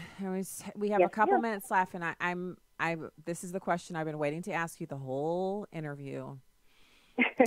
So, tell me in your opinion, Patrice, which one of them is the new? Because the left requires that one of our people be a swing voter and swing over to their side. Yeah. And we have seemed to accept that. Like apparently it's a job that we don't just say no to. We could just say none of our people are going to swing over to your side because all of our people are constitutionalists. But instead, every single time we've had someone who, they want that power, or they want to be special, or maybe there's a T-shirt or a cup or a pin that they get, whatever. Which one becomes the swing justice, or do we even have one at all? That's a tough one. I think it's going to really depend on the cases that are brought forward. And it may depend on the specific issue. I mean, when we look at Obamacare, we've been surprised at who voted to maintain the individual mandate there. So, I hesitate to guess. I would say maybe Roberts could become that swing voter, but I actually think that with a stronger position, these conservative judges will continue to be will be faithful to the Constitution. That's what I'm hoping for. And regardless of whether it advances a progressive agenda or a conservative agenda, that at the end of the day, personal liberty, personal freedom continues to be upheld in these decisions. I'm with you. I hope so. I would love it if they would just say, they don't have to meet up. They don't have to, have a group think session. Just if they would just say to themselves, the president put me here and I said and presented myself as a constitutionalist. And so regardless of the issue, I'm going to adhere to the Constitution. And that may mean that they're unpopular and they can't have dinner together anymore or whatever it is that they do on the Supreme Court. But I just, Patrice, I just wish we had the same kind of backbone in our people that the left seems to have in theirs, where they just get up there and it doesn't matter what they're advocating for. They can advocate for the most repugnant things in the world. They're like, well, that's the party platform, so I'm with it. And we don't have that, and I wish we did. Patrice Lee Onwuka, Senior Policy Analyst, Independent Women's Forum, thank you for coming on today. Thank you so much. And folks can visit IWF.org to learn more about it, what we do. Oh, perfect. IWF.org, folks. Head over there. Check it out. We'll be back with more right after this.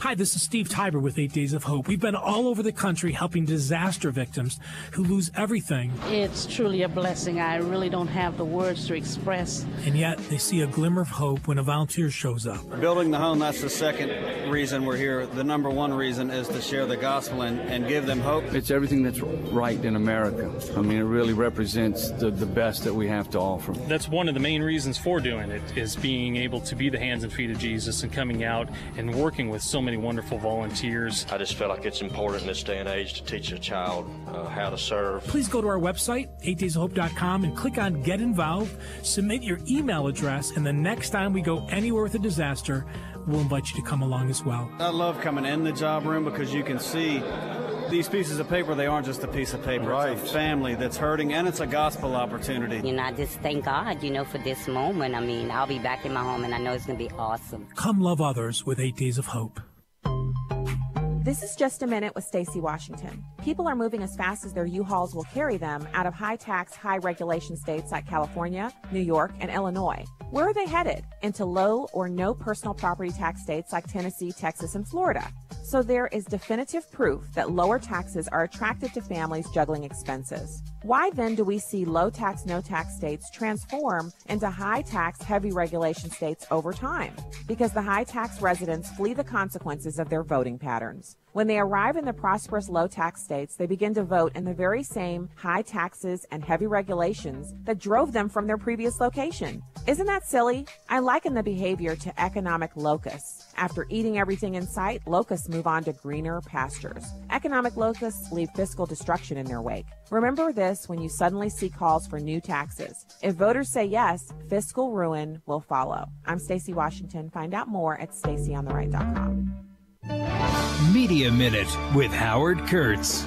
Brett Kavanaugh may be a Supreme Court justice, but the polarizing media debate over his ascension to the high court rages on ABC's This Week yesterday. Jonathan Carlin, his first question to Kellyanne Conway, asked whether she's concerned that Justice Kavanaugh will be viewed as tainted by half the country. Here's a Washington Post headline. Senators representing less than half the U.S. are about to confirm a nominee opposed by most Americans. Jim Acosta, CNN White House correspondent, tweeted and then deleted that the White House was bullying the press, and it's shameful. My goodness, can't you guys win gracefully? Win? Does that mean that Acosta's side lost? This has been a very difficult, raw, and emotional story for the press to cover, and the pundits have been on one camp or the other, praising Kavanaugh, attacking Kavanaugh, taking the side of Christine Blasey Ford or not. I think that the after effects for the press, as well as the court, and as well as the country, have yet to be seen. With your Media Minute, Howie Kurtz, Fox News.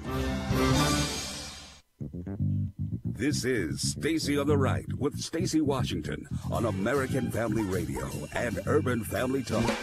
We'll know in November if that makes sense. I hope everybody running for the House in these purple districts will be asked the question, do you support impeaching Judge Kavanaugh based on 5 allegations, none of which could be corroborated? Do you want an outcome so badly that you would basically turn the law upside down? All I can say is that this is going to the streets at the ballot box. I've never campaigned against a colleague in my life. That's about to change. I'm going to go throughout this country and let people in these, purple states, red states where Trump won, know what I thought, know what I think about this process. Wow, that's Lindsey Graham coming out swinging. I tell you what, whatever it is that has been unleashed in him, don't you just wish it had been unleashed sooner so he could have been like this a long time ago? Wow. Anyway, welcome back to the program. Call lines are open. We have our call lines ready for you at 866-963-2037, 866-963-2037. And right now I want to listen to Susan Collins on one of the Sunday shows, basically giving the Democrats a nice little whitewash for all of their efforts. Number 3.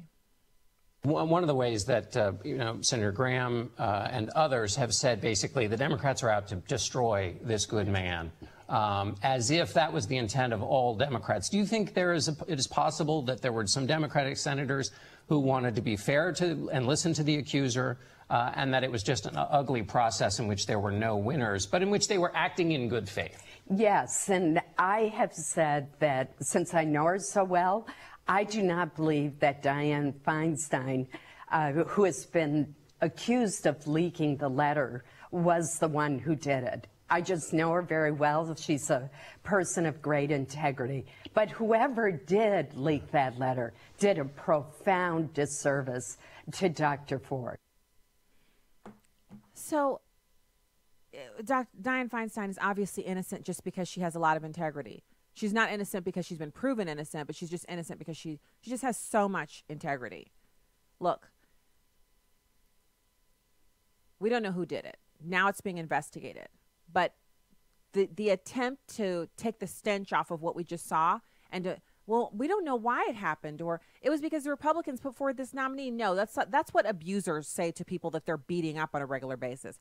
Well, if you would just cook dinner on time, well, if you just wouldn't look like that when other people are talking to me, if you just wouldn't say things that I don't like, if you just wouldn't walk that way or look that way or hold your face that way, I wouldn't have to beat your face in on a regular basis. That's how we're getting treated right now. They put us through a hellish process that it was just a torture session for a lot of Americans. I'm well over half. It's not just half of Americans who were horrified and appalled by what we saw. And now we've got it's just that it was just the process. I mean, what else are we supposed to do? You should have just put another nominee. James Carville came out and said today, well, the thing is, they should have just let Kavanaugh go and chosen someone else and just rammed that person through in the lame duck session. Like Democrats would have stood for that. Democrats would have said, well, it's a lame duck session. Now you need to wait until Congress is seated. And in January, and they would have held that seat open until whenever, provided they won. And also about that, this whole idea that the midterm is over, you see the Real Clear Politics averages are just showing just nothing but favor for Democrats in these races, and the Republicans are just, barely holding on. Well, isn't that what they said in 2016? No way, 98% got Hillary. No way possible for Donald Trump to be elected. But then, who's the president? I'm sorry, what? Yeah, Electoral College. And now we have the same kind of thing going on. Now, the polls are shifting. Republican voting intention has risen since last week. The question was, will you vote in this year's congressional elections? The percentage who say they will definitely vote has gone up a tick in just one, and that's just one poll. But it's not just one poll, and the pros are detecting a shift in the battlegrounds as well. So the Senate looks pretty solid for Republicans if you believe the polls. But for the House, it's a much different scenario, different maps, and there are 23 seats that are being contested, and apparently those are, they're really up for grabs. It's anyone's race. You got Senator John Tester, Democrat in Montana, facing one of the most competitive races this cycle, which has shifted from lean Democratic to toss-up. Tester's running against State Auditor Matt Rosendale, Republican, in a state where President Trump won by double digits in 2016. You've got Jennifer Duffy, a Senate race analyst at Cook Political Report, who says that Tester initially looked likely to sail into re-election, no bigs, with a comfortable lead in polling, and Rosendale facing a crowded primary. But the fight over SCOTUS nominee Kavanaugh has energizing the GOP base. She still gives Tester a slight edge in the toss-up race. Now, they've moved it from likely Democratic to lean Democratic. But, yeah, if they lose that one, it ends the Democrats' hopes of retaking the Senate. Now, the latest poll taken of the state just a few days ago after the Ford Kavanaugh hearing had Bob Menendez up 11 points, with the last two before that had him ahead by 6 and 2 points, respectively. The idea, I suppose, according to this writer, is that Menendez is such a deeply compromised incumbent with loads of scandal baggage, it's not implausible that some Jersey Democrats will take an anyone but Bob approach to their vote. Still a long shot for the Republicans, but it's now in play. Now, there's reason to be cautious about this idea that the Kavanaugh hearings will have a surge. You just heard Patrice Onwuka from Independent Women's Forum talking about how if the Democrats are planning on capitalizing on voter anger from the hearings from last week and the decision on Saturday and, the seating of Judge Kavanaugh, they're not really looking at human nature, which is everyone's riled up now. And the craziest folks, of course, the activists and those people are riled up, but regular everyday Americans on both sides of the political spectrum may be more likely to vote, but it's no guarantee they're going to turn out to vote in almost 4 weeks for something that just happened last weekend. Yes, it's important, but we can't over or underestimate the passage of time in how people are going to react to it. And that's on both sides. It's not just, Democrats who kind of get a little bit of apathy. It's not just Republicans who get a bit of apathy.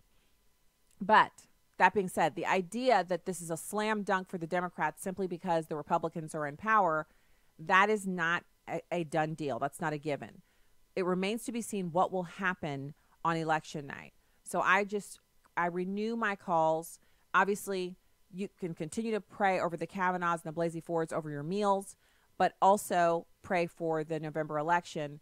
that people would be wise when placing their votes, and that they would put what they're voting for, whether it's a ballot issue or whatever it is, from candidates to issues, that they would put all of those things in the light of Scripture, the Word of God, what God tells us to do with our vote. We have to render unto Caesar that which is Caesar's, but we hold the highest office in the land, which is that of citizen.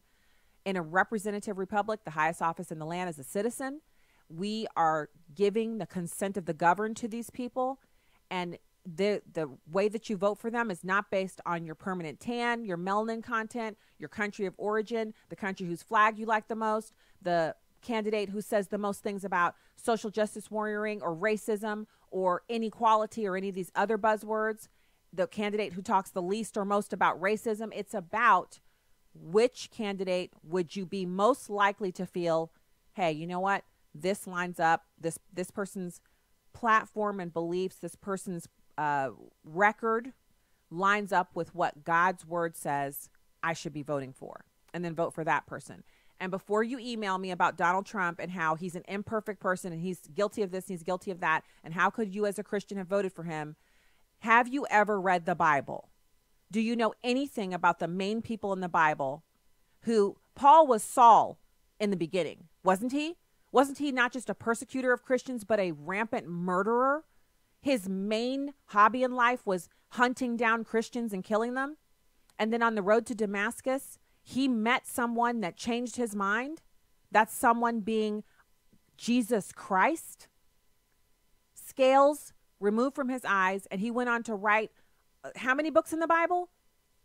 So please miss me with this idea that we're looking for some perfect person who's never ever made a mistake, never ever said something wrong, and that person is the only person who the Republicans could ever possibly vote for. But Democrats are allowed to not only vote for, but love Bill Clinton and call him the first black president.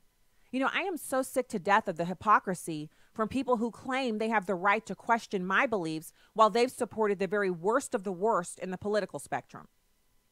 So, you know, any person has any right. You have the First Amendment right and your personal right of freedom to question the beliefs of any other person. But you don't have the right to act as if you somehow have the authority over me to question what I'm doing with my vote when you're voting for abortionists. And I don't care what you call yourself. You can call yourself an independent. You can call yourself a laissez-faire, democratic, theocratic, atheistic, you know, independent, whatever you want to call yourself. Just understand that God is not mocked. And his word is true, whether you're black or brown or purple, if you have spots, if you are an albino, his word is true. It applies to you, and it is specifically for you if you're claiming the mantle of Christianity. And so before you start walking and pointing over here at what you consider to be my vote for Donald Trump and how that was a, you know, a beam in my or a speck in my eye, handle that, you know, 18-wheeler sized beam that's jetting out of your head first, which is you're voting for candidates that want to and have successfully changed the legal definition of what a marriage is, when God says marriage is one man, one woman, and him. It replicates the Godhead, triune relationship, three persons in one, a man and a woman. A man leaves his father and mother and joins together with his wife, and they become one flesh after they have gotten married, and God is in that mix. And that is marriage, not whatever you want it to be or whatever you got Obergefell and the Supreme Court to say it was, while you're voting for that and judging me for voting for Donald Trump. I'm seeing some definite inequalities there and some definite things that are going to have to be explained at the judgment seat, and I'm not talking about on my side. I got my own problems. I have my own things to talk about to my Lord and Savior when I meet him, but that vote is not going to be one of them. You handle your affairs. Address yourself to your own 18-wheeler sized beam that's all up in your face and over here swinging around about to hit me in my face because you're voting for people who advocate for the killing of the unborn, for the ripping apart of human babies and their bodies sold to the highest bidder so people can buy Lamborghinis. You're advocating for the actual destruction of humanity, which the infanticide that you're advocating for, the infanticide that you support with your vote, that infanticide is the same as the baby ritual sacrifice. They would sacrifice babies and children to their gods back in the day in the promised land. And that's why God sent Joshua and the mighty men of valor in, and they rode them down and killed every man, woman, child, all of their beasts, burned their tents, burned their cities, pulled down the walls, and only kept the metal and the gold. That's why God poured out his unmitigated wrath upon them, because they refused to repent for sacrificing babies and children to their idols. What's the idol here, you ask? The idol here is sex on demand. Any kind of sex you want to have, anywhere you want to have it, and if you produce a baby, well, just abort it. Sacrifice it on the altar to your idol, sex. And if you think that's any different from what they were doing, and that God's wrath is only in the Old Testament, and that God can't bring that wrath here today, right now, then you have bigger problems than whoever I voted for. And I'm not saying that because I'm mad at you. I'm concerned for you. I'm concerned for your eternity. That's why I'm saying what I'm saying. I'm all good over here. You know, not worried over here. Address your own issue. And if you're sitting there and you're listening to it and you're mad, you know what? You're mad. But what I said was true. And it's not me that you're mad at. What the problem you're having with what I've said, the problem you're having with your support for abortion while you in church on Sunday with your hands raised and 3,800 babies a day over at Planned Parenthood nationwide getting killed, and you got your hands up in the air and you're praising, and I don't know who or what you're praising, but you just think you got something going on, but you're supporting abortion? Sounds like you got something you need to address. You have something you need to address. So, previewing tomorrow, we're going to be talking about Hillary Clinton still finding ways to denigrate democracy. It's kind of it's just stunning how the Clintons never go away. And then Lindsey Graham dared Chuck Schumer to pick one of the judges from the list, and we're going to have that audio for you as well. And we'll have a guest, or two. Well, I'm not sure exactly who our guests are for tomorrow. And we're going to continue to unpack. I have some quotes from David Mamet that apply directly to what we're seeing from the organized left in this fight for the Supreme Court and control of the ability to adjust culture in America. It's important. We really have to be up on how this is being waged so we know how to pray. I encourage you to pray about the things that you're angry about and ask God to show you in his ultimate wisdom where you're either right or wrong and whether or not it comports with what his word says. God bless you from the heartland. Good night. God bless.